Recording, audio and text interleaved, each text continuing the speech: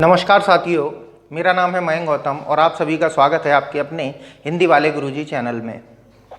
पिछले कुछ वीडियो में हम क्रियाओं के बारे में पढ़ चुके हैं, क्रियाओं के प्रकारों के बारे में पढ़ चुके हैं। आज का जो हमारा वीडियो है वो है क्रियाओं के अन्य प्रकार को लेकर, अर्थात अगर मैं कहूँ तो क्रियाओं के गौण भेदों को लेकर। गौण का अर्थ है अप्रधान भेद। देखिए, मुख्य भेद यदि क्रिया की बात करी जाए तो अकर्मक को सकर्मक ही माने जाते हैं। उसके बाद हमने रचना के आधार पर क्रियाओं का भेद किया था। असल में वो धातुओं का भेद है। धातुओं में परिवर्तन करने से क्रियाओं में भी परिवर्तन हो जाता है। इसके अलावा क्रियाओं के कुछ अन्य प्रकार भी होते हैं जिनके बारे में जानना अति आवश्यक है, जैसे कि पूर्वकालीन क्रिया है, अनुकरणात्मक क्रिया है, मुख्य क्रिया है, सहायक क्रिया है। ठीक है, इसी तरीके की क्रियाओं से प्रश्न आपकी परीक्षाओं में पूछे भी जाते हैं। यूपी टेट की बात करी जाए तो कई बार इससे प्रश्न बना है पूर्वकालीन क्रिया से। तो चलिए आज का हमारा जो वीडियो है इसको शुरू करते हैं। सबसे पहले हम बात करेंगे मुख्य क्रिया के बारे में। मुख्य क्रिया, ठीक है। मुख्य क्रिया को समापिका भी कहा जाता है। क्या कहा जाता है? समापिका।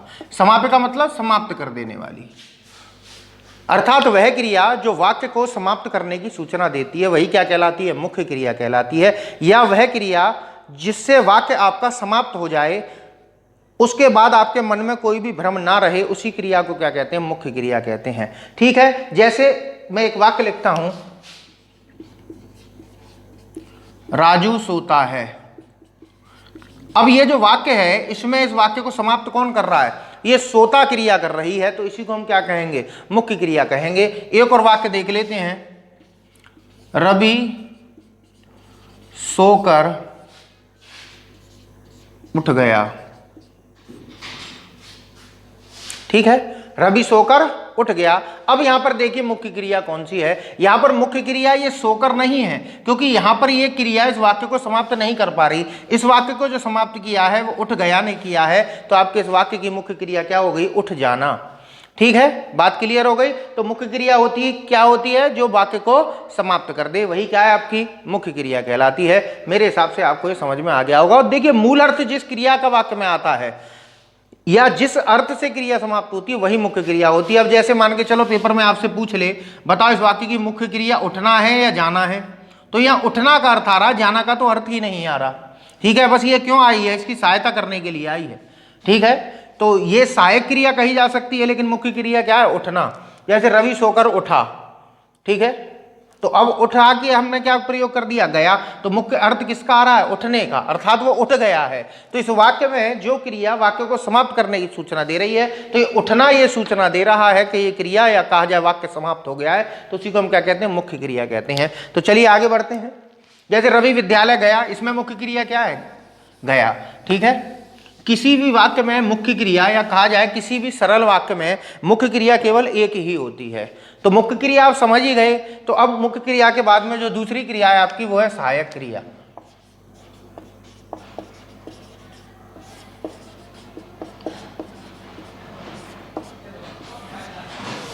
सहायक क्रिया, देखिए सहायक नाम से ही पता चल रहा है। तो सहायक क्रिया क्या होती है वो जानते हैं। मुख्य क्रिया के अर्थ को स्पष्ट करने के लिए वाक्य में जिन शब्दों का हम प्रयोग करते हैं या वाक्य में जो क्रिया आती है वही क्या कहलाती है? सहायक क्रिया कहलाती है। दोबारा से समझ लीजिए, मुख्य क्रिया के अर्थ को स्पष्ट करने के लिए जिन शब्दों का या जिन क्रियाओं का प्रयोग किया जाता है वही क्या कहलाते हैं? आपकी सहायक क्रिया कहलाती हैं। जैसे मैंने एक अभी वाक्य लिखा था, रवि उठ गया, मैं पढ़ता हूं। ठीक है, राजू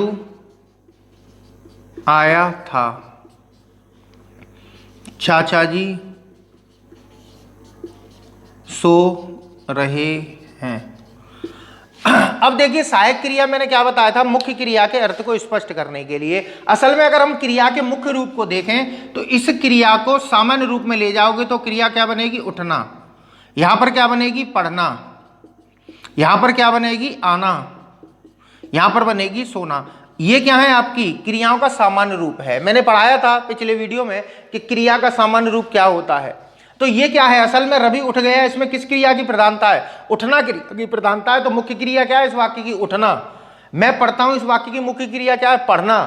कौन सा कार्य चल रहा है? पढ़ने का चल रहा है, तो पढ़ना मुख्य है। राजू आया था तो यहाँ आना क्रिया की प्रधानता, चाचा जी सो रहे हैं यहाँ सोना क्रिया की प्रधानता है। अब मुझे ये बताइए कि अगर ये इसी रूप में इस वाक्य में प्रयोग हो गए होते तो क्या अर्थ स्पष्ट होता वाक्य का? रवि उठना, मैं पढ़ना, राजू आना, चाचा जी सोना, क्या अर्थ निकल कर आ रहा है? नहीं आ रहा। चलो एक बार को अर्थ आ भी जाएगा तो फिर उस अर्थ को परिवर्तित करना है। आपको भूतकाल से वर्तमान में जाना है, वर्तमान से भूत में जाना है, या क्रिया की समाप्ति बतानी है या क्रिया की अपूर्ण रूप बताना है, तब आप कैसे प्रदर्शित करोगे? तो सीधी सी बात है कि यहाँ उठना क्रिया में हमने क्या किया है? गया साथ में दिया है, गया। तो ये गया क्या हो गया? सहायक क्रिया हो गई। ठीक है, इसी तरीके से इसमें मैं पढ़ना, पढ़ना क्रिया में क्या जोड़ा है हमने? ताहूं, तो ये क्या हो गई? ताहूं सहायक क्रिया हो गई। अब यहाँ पर राजू आया था तो आना क्रिया में हमने जब जोड़ा आ और था तो ये आपका सहायक क्रिया कहलाएगा। अब यहाँ पर चाचा जी सो रहे हैं तो यहाँ पर रहा है या रहे हैं या रही है, ये क्या है? आपकी सहायक क्रिया है। तो बात आपकी समझ में आ रही है? हमने अभी संयुक्त क्रिया पिछले वीडियो में पढ़ी थी। संयुक्त क्रिया में जो दूसरी क्रिया होती है वो सहायक क्रिया ही होती है। देखो जैसे कि ये एक संयुक्त क्रिया है और ये एक संयुक्त क्रिया है, तो इन दोनों ही क्रियाओं में देखो संयुक्त क्रिया है वो मुख्य भेद है। अगर संयुक्त क्रिया में भी बात करी जाए तो अर्थ आता है पहली वाली क्रिया का। देखो यहाँ सोने का अर्थ आ रहा है, रहने का अर्थ नहीं आ रहा, यहाँ उठने का अर्थ आ रहा है, जाने का अर्थ नहीं आ रहा। तो ये क्या है? ये सहायक क्रिया है, जैसा कि मैंने आपको ये बताया है।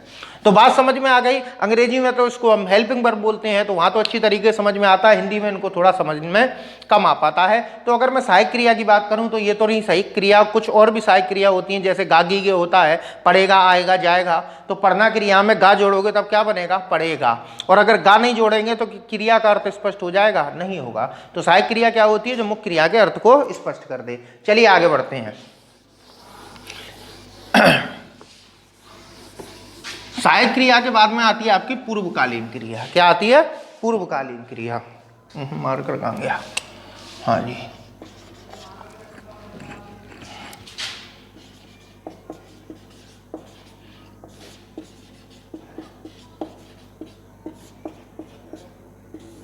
देखो नाम से ही पता चल रहा है कि वह क्रिया जो पहले समाप्त हो जाए वही क्या कहलाती है? पूर्वकालीन क्रिया कहलाती है। बात समझ में आ रही है? तो वाक्य में जो क्रिया पहले समाप्त हो जाती है वही पूर्वकालीन क्रिया कहलाती है। मैं आपको अभी 4 वाक्य लिख के दे रहा हूं, आप मुझे ये बताइएगा कि इसमें कौन सी पूर्वकालीन क्रिया है। ठीक है, या 4 होंगी या फिर 1 होगी या 1 से अधिक होंगी। देखिए,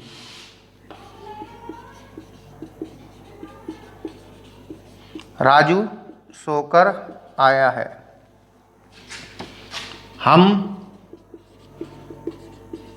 पढ़ने के लिए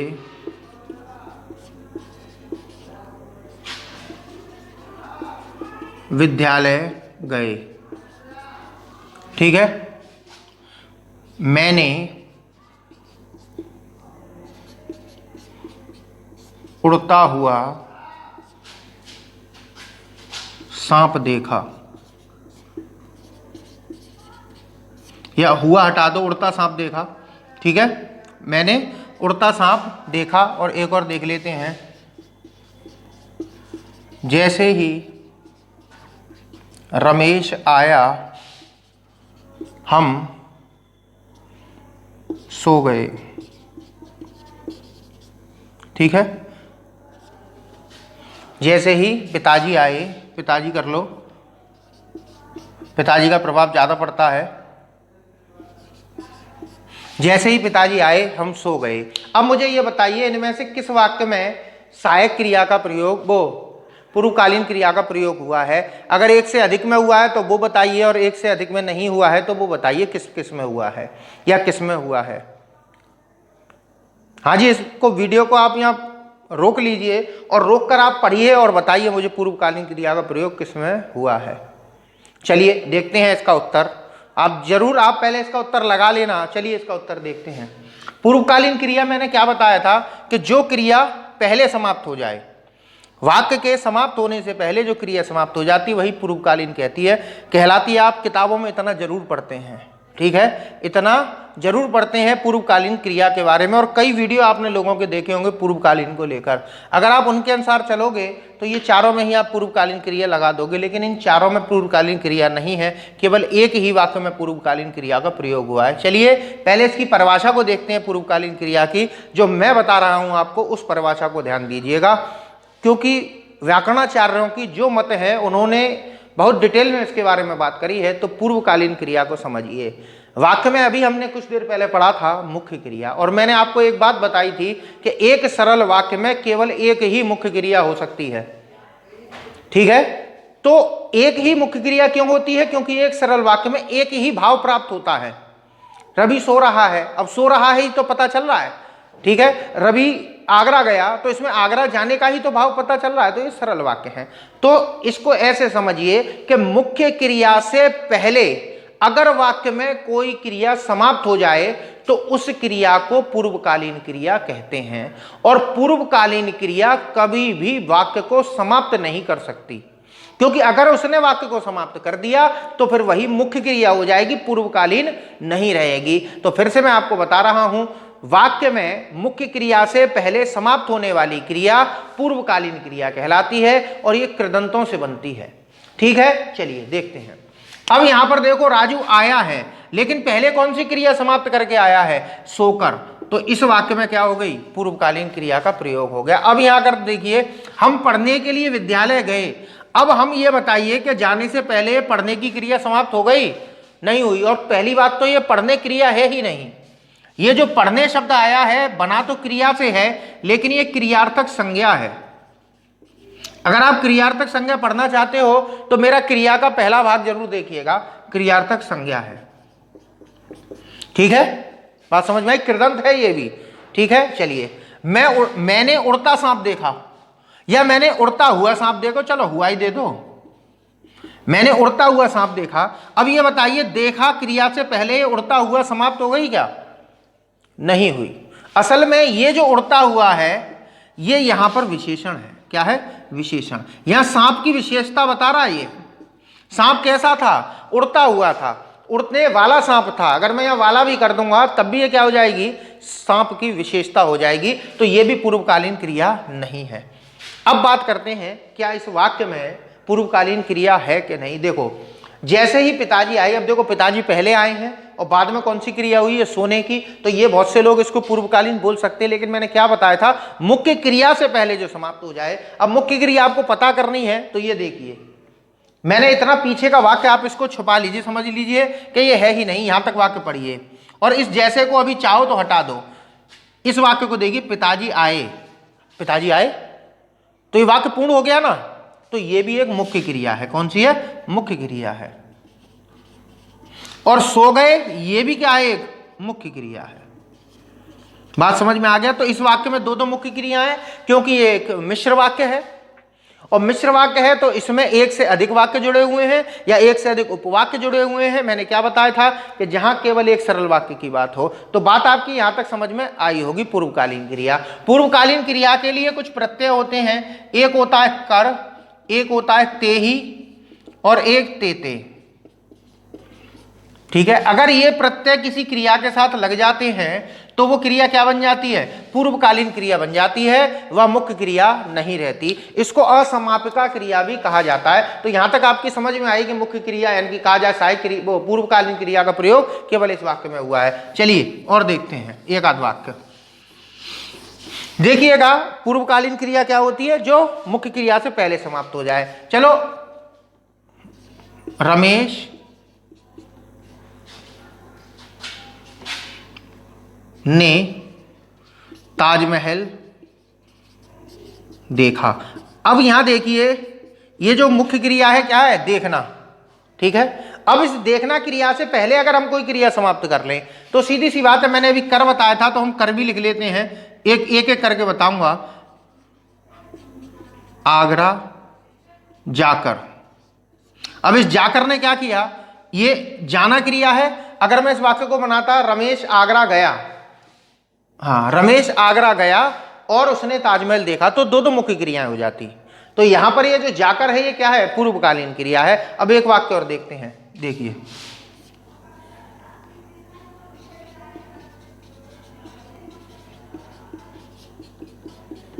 बच्चे घर जाते ही। अब इतना वाक्य लिखा हुआ है, क्या ये वाक्य समाप्त हो गया? बच्चे घर जाते ही समाप्त हो गया क्या? क्या ये जाते ही क्रिया पूर्ण प्रदान कर रही है? नहीं प्रदान कर पा रही। अब इससे आगे भी हम लिख दें, बच्चे घर जाते ही सो गए। अब यहां देखिए ये क्रिया क्या है? इस वाक्य को समाप्त कर रही है। तो ये क्या है? मुख्य क्रिया, और ये क्या है आपकी? पूर्वकालीन क्रिया।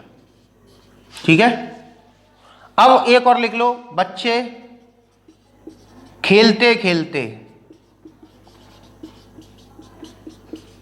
अब यहां देखिए बच्चे खेलते खेलते, क्या ये वाक्य में ये जो क्रिया है इस वाक्य को समाप्त कर पा रही है? खेलते खेलते नहीं कर पा रही। हम लिख दें, बच्चे खेलते खेलते सो गए।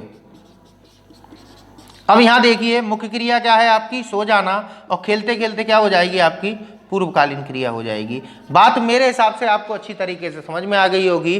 बस इतना याद रखिए, कर, ते ही और तेते अगर किसी भी क्रिया के बाद में जुड़े होते हैं तो वो पूर्वकालीन क्रिया हो जाती है, और पूर्वकालीन क्रिया होने पर वह वाक्य को समाप्त नहीं कर सकती। तो यहां तक आपको अच्छी तरीके से समझ में आया होगा। अब हम अनुकरणात्मक क्रिया के बारे में बात करते हैं।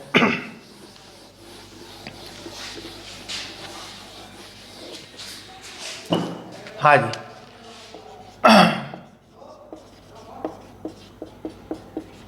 अनुकरणात्मक क्रिया।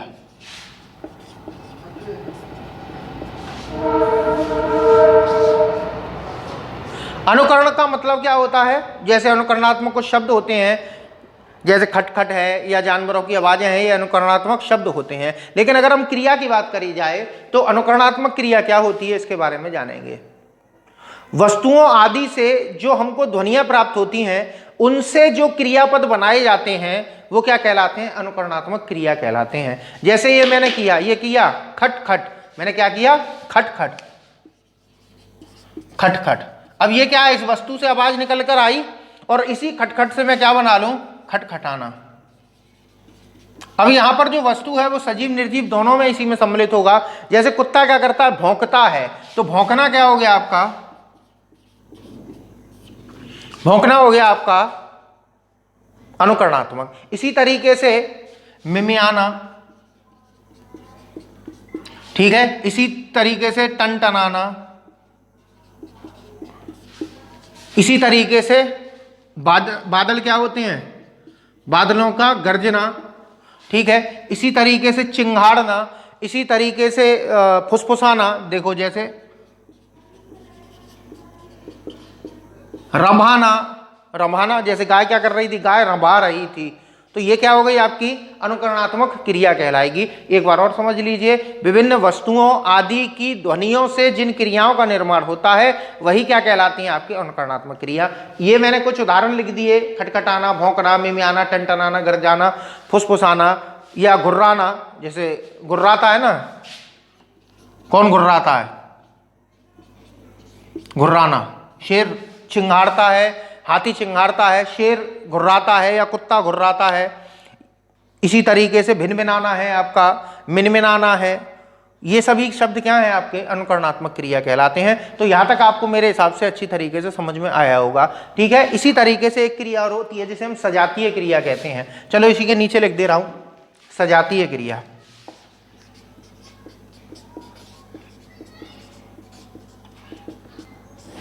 सजातीय का मतलब, देखो क्रिया तो एक ही होगी उसमें, लेकिन उसका जो कर्म होगा, क्रिया का कर्म, ये अधिकतर सकर्मक क्रियाएं होती हैं।